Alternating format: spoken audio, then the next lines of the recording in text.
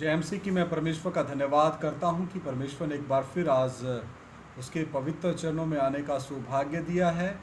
पिछले दिनों से हम अनादिकाल का परमेश्वर वो विषय सीखते आ रहे हैं, तो उसी विषय को हम आगे जारी रखेंगे। आइए सर झुकाएं, प्रार्थना करें। महान जीवते परमेश्वर, अनुग्रहकारी प्रभु, मैं आपका धन्यवाद देता हूं। आज आपने आपकी पवित्र उपस्थिति में आने के लिए सौभाग्य दिया, मौका दिया, कृपा दी, फजल दिया।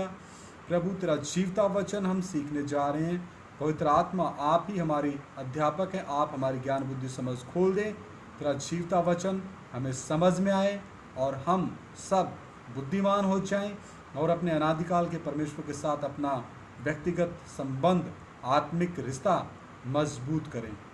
और प्रभु, आप हमें चलाएं। प्रभु यीशु मसीह के सामर्थी और पवित्र नाम से हम मांग लेते हैं, सुनो और ग्रहण करो, आमीन। आइए भजन संहिता 2 अध्याय का 4 वचन हम पढ़ते हैं। वह जो स्वर्ग में विराजमान है हंसेगा, प्रभु उनको ठट्ठों में उड़ाएगा। जो अनादिकाल के परमेश्वर का मजाक उड़ाते हैं, जो कहते हैं कि कोई परमेश्वर है ही नहीं, प्रभु का वचन कहता है, मूर्ख ने अपने मन में कहा कि कोई परमेश्वर है ही नहीं। तो सबसे पहली बात कि हमारा परमेश्वर इस सृष्टि में, किसी मंदिर में, मस्जिद में, गुरुद्वारे में, गिरजाघर में, या किसी सराय में, या किसी चौक में, या चौराहे में, या किसी पहाड़ पर, या किसी नदी में, या किसी नाले में, या सृष्टि की किसी भी जगह पर उसका रहने का स्थान नहीं है। क्योंकि वचन कहता है, आकाश उसका सिंहासन है और पृथ्वी उसके पैरों की चौकी है। और प्रेरितों के कार्य में भी परमेश्वर का वचन साफ कहता है। आइए मेरे साथ पढ़ें प्रेरितों के कार्य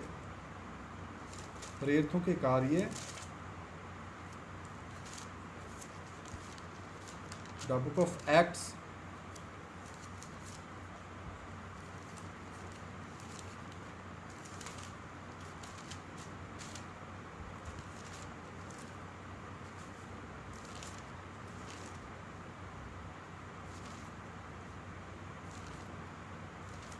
वहाँ पे वचन कहता है कि परमेश्वर मनुष्यों के हाथ के बनाए हुए स्थानों में या मंदिरों में नहीं रहता। हाँ, प्रेरितों के कार्य 17 अध्याय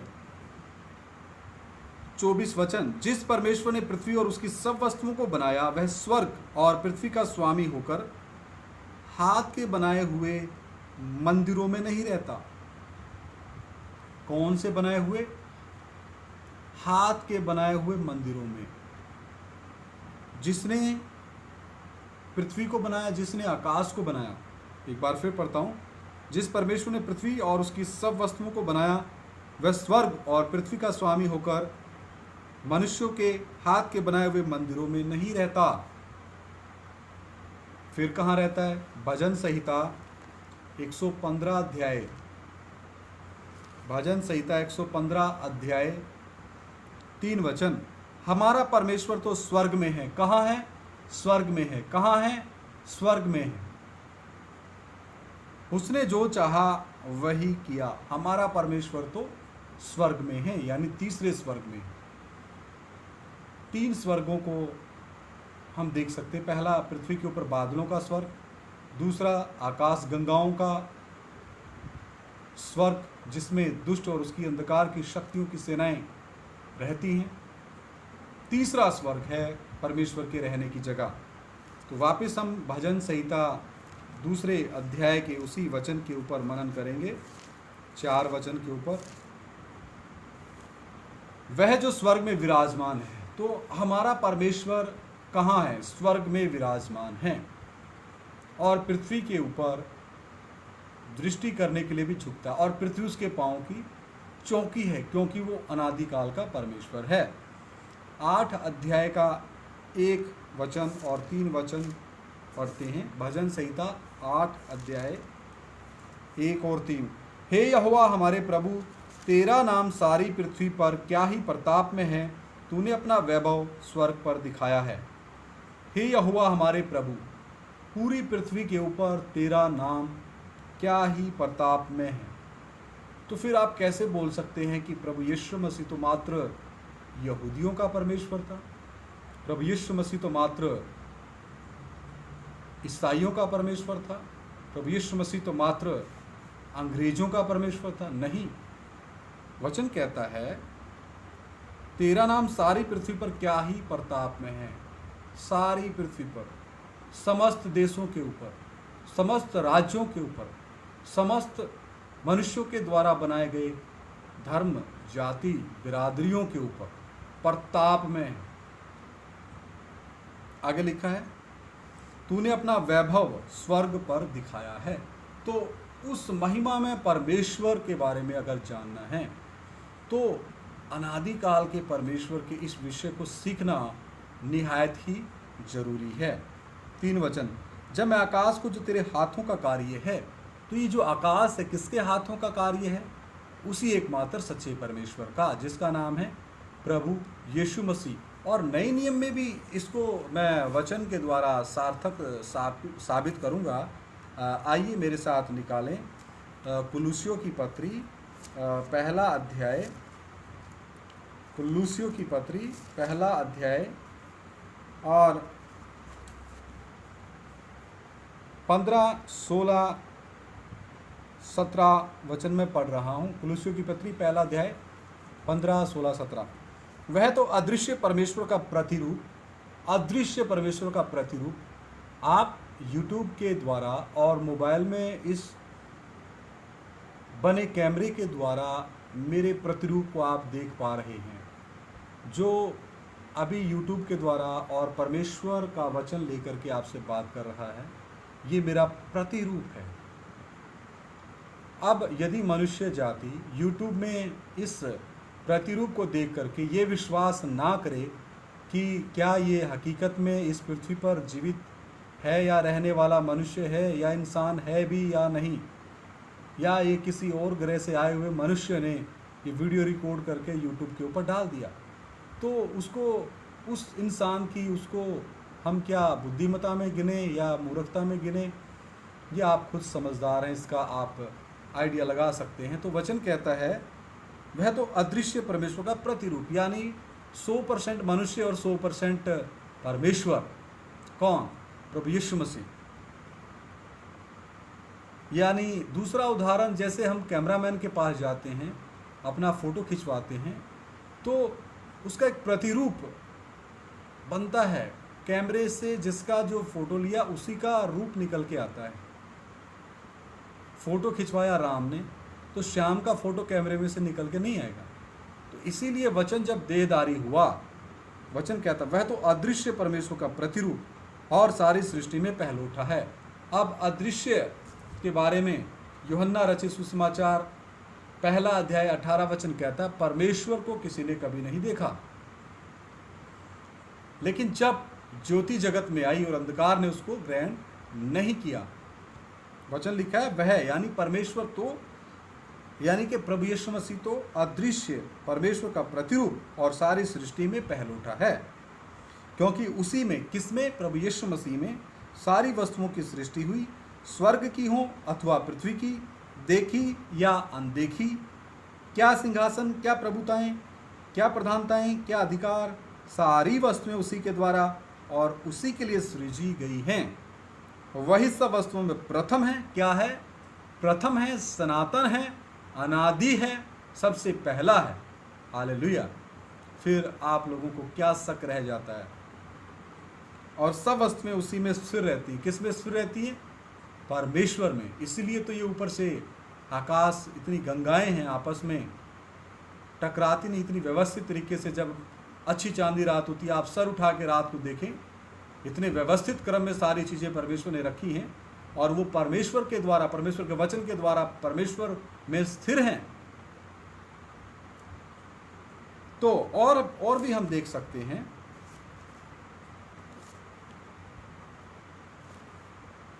इब्रानियों की पत्री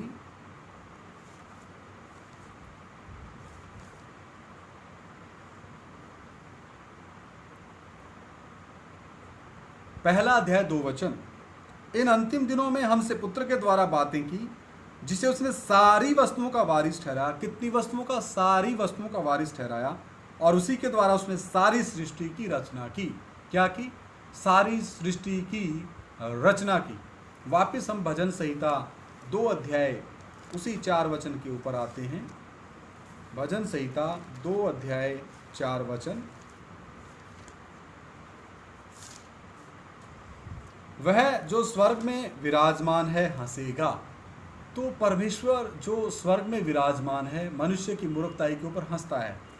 क्यों? क्योंकि यशायाह नबी परमेश्वर के बारे में किस रीति से बताता है वो हम देखते हैं। यशायाह नबी की किताब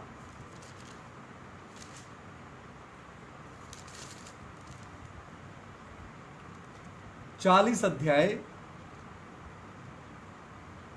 22 और 23 वचन में पढ़ रहा हूं। यह वह है यानी कि परमेश्वर जो पृथ्वी के घेरे के ऊपर आकाश मंडल पर विराजमान है, यानी कि तीसरे स्वर्ग में, और पृथ्वी के रहने वाले टिड्डी के तुल्य हैं। क्या है?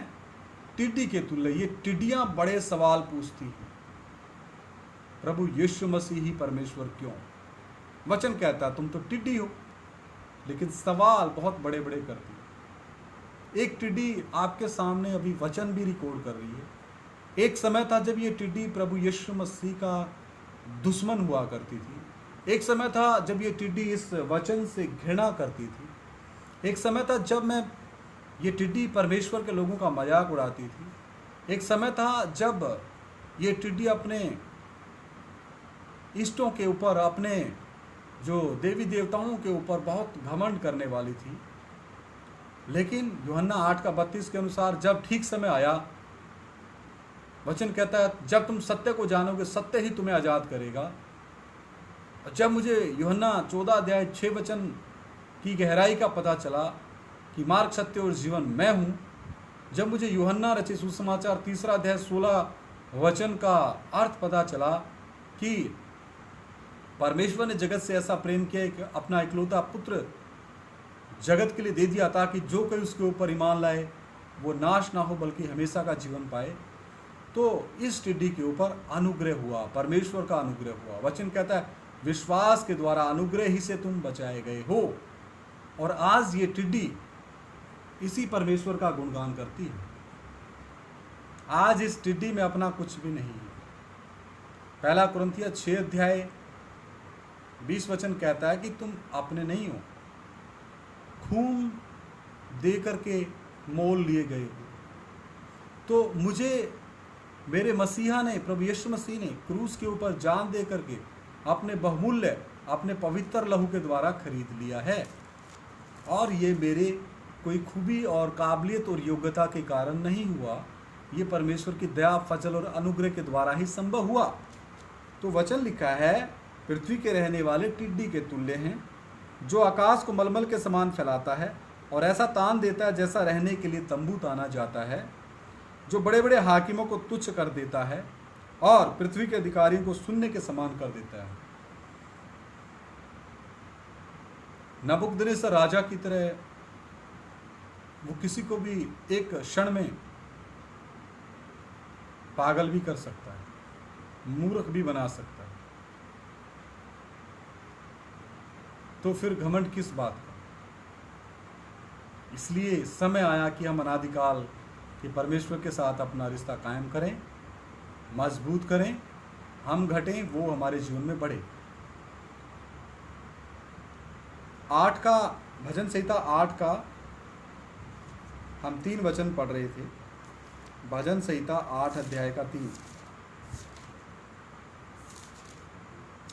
जब मैं आकाश को जो तेरे हाथों का कार्य है और चंद्रमा और तारागण को जो तूने नियुक्त किए हैं देखता हूं, तो आकाश को बनाने वाला कौन है? परमेश्वर है।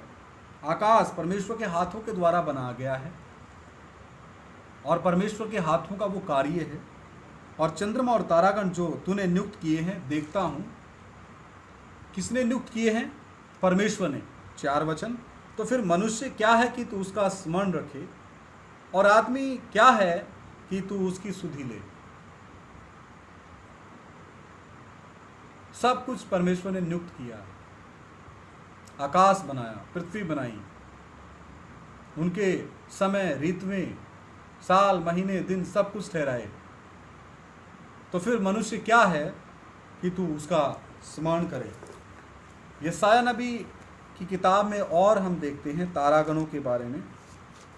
यशायाह नबी की किताब 40 अध्याय 26 वचन में पढ़ रहा हूँ। यशायाह 40 का 26। अपनी आंखें ऊपर उठाकर देखो, किसने इनको सृजा, वह इन गणों को गिन गिन कर निकालता, उन सब को नाम ले लेकर बुलाता है। वह ऐसा सामर्थी और अत्यंत बली है कि उनमें से कोई बिना आए नहीं रहता। तारागण, आकाश गंगाएं भी परमेश्वर की आज्ञा का पालन करती, लेकिन मनुष्य जाति के बारे में परमेश्वर यशायाह नबी 1 अध्याय 2 वचन, 3 वचन, 4 वचन और 5 वचन मैं पढ़ रहा हूं। वर्तमान समय में भी ये मनुष्य जाति कितनी ढीठ, कितनी निकम्मी, कितनी टेढ़ी, कितनी परमेश्वर से नफरत करने वाली, कितनी अंधकार से प्रेम रखने वाली, कितनी ज्योति से दूर जाने वाली बन चुकी है। हे स्वर्ग सुन और हे पृथ्वी कान लगा, क्योंकि यहोवा कहता है, मैंने बाल बच्चों का पालन पोषण किया और उनको बढ़ाया भी, परंतु उन्होंने मुझसे बलवा किया। किससे? परमेश्वर से। बैल तो अपने मालिक को और गधा अपने स्वामी की चरनी को पहचानता है, परंतु इज़राइल मुझे नहीं जानता, मेरी प्रजा विचार नहीं करती। हाय, यह जाति पाप से कैसी भरी है, यह समाज अधर्म से कैसा लदा हुआ है। इस वंश के लोग कैसे कुकर्मी हैं, ये बाल बच्चे कैसे बिगड़े हुए हैं। उन्होंने यहोवा को छोड़ दिया, उन्होंने इज़राइल के पवित्र को तुच्छ जाना है, वे पराये बनकर दूर हो गए हैं। तुम बलवा कर करके क्यों अधिक मार खाना चाहते हो? तुम्हारा सिर घावों से भर गया और तुम्हारा हृदय दुख से भरा है। इसी बात के बारे में रोमियो की पत्री में भी हम पढ़ सकते हैं, मनुष्य जाति के पाप के बारे में। रोमियो की पत्री, the book of Romans chapter 3, chapter 1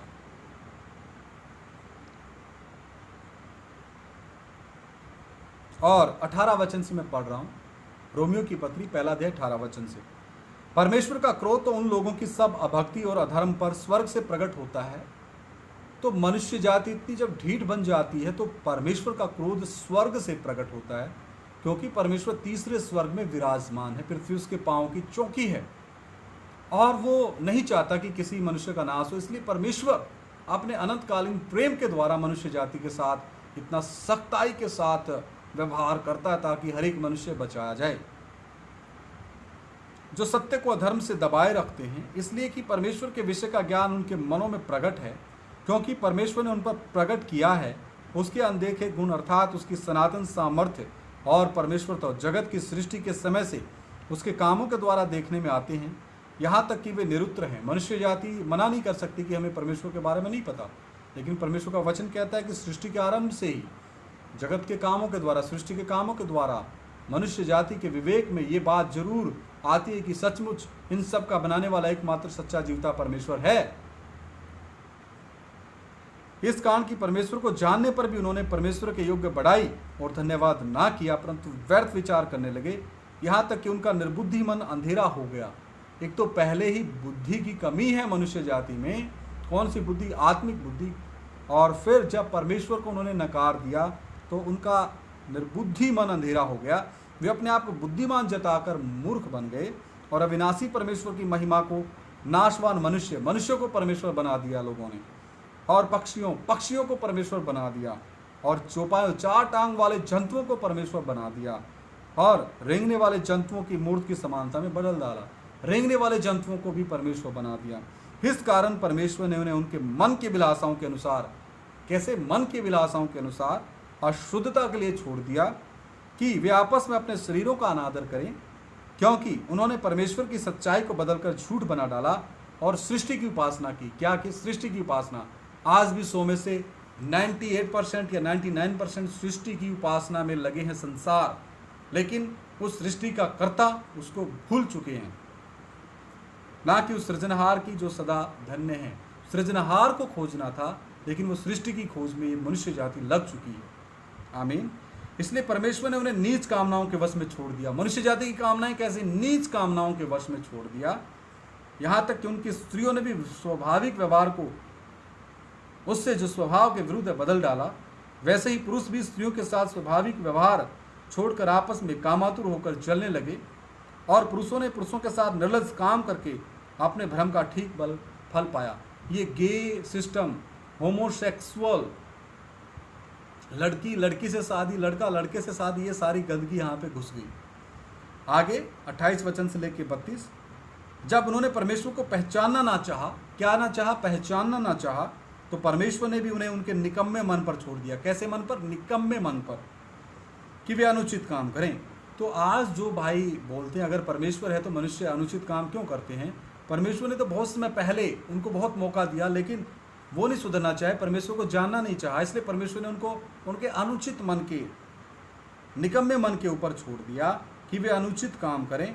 इसलिए वे सब प्रकार के अधर्म, किससे भर गए? मनुष्य जाति अधर्म से, और दुष्टता और लोभ और वैरभाव से भर गए, और डाह और हत्या और झगड़े और छल और ईर्ष्या से भरपूर हो गए, और चुगलखोर और बदनाम करने वाले, परमेश्वर से घृणा करने वाले, दूसरों का अनादर करने वाले, अभिमानी, ढींगमार, बुरी बुरी बातों के बनाने वाले, माता पिता की आज्ञा ना मानने वाले, निर्बुद्धि, विश्वासघाती, मयारहित और निर्दय हो गए।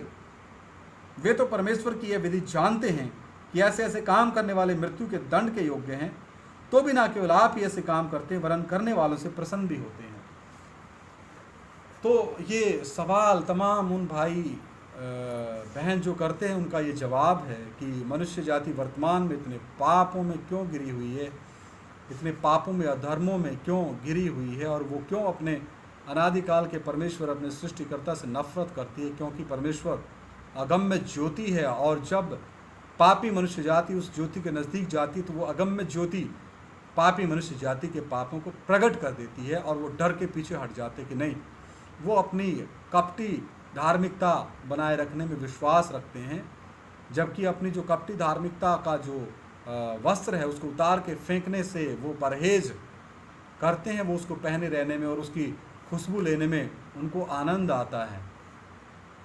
वही अदन बगीचे में जो अंगरखा था, उसकी खुशबू, जैसे पाप की खुशबू, अंगरखे, चमड़े के अंगरखे की खुशबू उनके साथ साथ चली, तो आज मनुष्य जाति उसी पाप और श्राप और अधर्म और अधार्मिकता और खुद की धार्मिकता को स्थापित करने में लगे मनुष्य जाति उस खुशबू में ही अपने आप को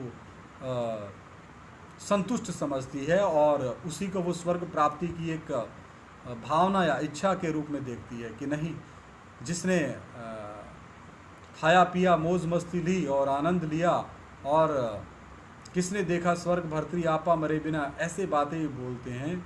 और बोलते हैं स्वर्ग किसने देखा, नरक किसने देखा, खाओ पियो ऐश करो मित्रों, है ना। इस रीति से वो एक ग्रुप बनाते हैं, समूह बनाते हैं, और एक समूह बना करके वो अपनी रंग रलियों में, मौज मस्तियों में परमेश्वर के विरुद्ध चलते हैं, और वो अपने मन के चलाए चलते हैं, अपने शरीर की कामनाओं, इच्छाओं के वशीभूत होकर के वो चलते हैं, और अनादिकाल के परमेश्वर से बैर कमाते हैं। लेकिन परमेश्वर जो अनंतकालीन है, प्रेमी है, अनुग्रहकारी है, विलंब से क्रोध करने वाला, दया से भरा हुआ है, शांति का राजकुमार है, अल्फा ओमेगा है, सर्वशक्तिमान, सर्वव्यापी, सर्वज्ञानी परमेश्वर है। वो जो सबसे प्रेमी, सबसे प्रेम करने वाला परमेश्वर, वो नहीं चाहता कोई नाश हो। वचन में लिखा है, मैं जगत के ऊपर दंड की आज्ञा देने के लिए नहीं आया हूँ, मैं जगत के लिए उद्धार का कान बन के आया हूँ। इसलिए मेरे प्रिय भाइयों बहनों, मेरी ये विनती है कि हम अपने उद्धारकर्ता, अपने मुक्तिदाता के साथ अपना व्यक्तिगत रिश्ता कायम करें, मजबूत करें, और अपने गुनाहों पापों का अंगीकार करें, और समर्पण के साथ प्रभु के पीछे चलने का मन बनाएं, और अपने कर्ता के साथ दिन प्रतिदिन व्यक्तिगत संबंध, आत्मिक रिश्ता मजबूत करते जाएं, और दिन प्रतिदिन जो शरीर के काम हैं उनको त्याग करते हुए, और संसारिकता के जड़ें काटते हुए, शैतान और दुष्ट अंधकार की शक्तियों के साथ का जो मल्लयुद्ध है वो करने के लायक हम बने, और इस संसार के साथ हमारी मित्रता ना रहे, बल्कि हमारा एक ही मित्र हो, वो प्रभु यीशु मसीह। आइए सर झुकें, प्रार्थना करें। महान जीवते परमेश्वर, अनुग्रहकारी प्रभु, मैं तेरा धन्यवाद करता हूँ मेरे परमेश्वर। प्रभु आज आपने सौभाग्य दिया प्रभु अनादिकाल के विषय को, अनादिकाल के परमेश्वर के विषय को आगे बढ़ाने का। पवित्र आत्मा जो भाई बहन, बच्चे, बुजुर्ग, नौजवान इन वचनों को सुने, आप उनसे बातें करें, आप उनके हृदय को कायल करें, और जितनों ने आपको अपना प्रभु और मुक्तिदाता करके ग्रहण नहीं किया है उनके जीवन में भी तेरा वचन कार्य करे और प्रभु सब बचाए जाएं। ओ पिता, हम आपके लिए फल लाने वाले बने पिता परमेश्वर। हमारे आत्मिक अगमों को दुगना मसादे के इस्तेमाल कर प्रभु, एक एक परिवार के सदस्यों को अपने हाथ में लो, और पवित्र आत्मा कलीसिया के एक एक बच्चे, बुजुर्ग, भाई बहन, बेटियां, नौजवान, माताएं और 5 प्रकार के सेवक, जूनियर सेवक, सबके ऊपर तेरा फजल हो, अपने हाथ में लेके इस्तेमाल करो प्रभु। इन वचनों के द्वारा एक एक को आशीष मिले, आप बढ़ते जाएं, हम घटते जाएं। सारा आदर महिमा जलाल तेरे नाम को देते हुए ये प्रार्थना हमारे उद्धार के कर्ता प्रभु यीशु मसीह के सामर्थी और पवित्र नाम से हम मांग लेते हैं। सुनो और ग्रहण करो, आमीन। सभी को जय मसीह की। प्रभु हम सभी के साथ हो, और हम सब मिलकर के एक दूसरे के लिए भी प्रार्थना करें कि सारा आदर महिमा जलाल हमारे परमेश्वर को मिले, और हमारा प्रभु हमें लेने बहुत जल्द आ रहा है। मारानाथा।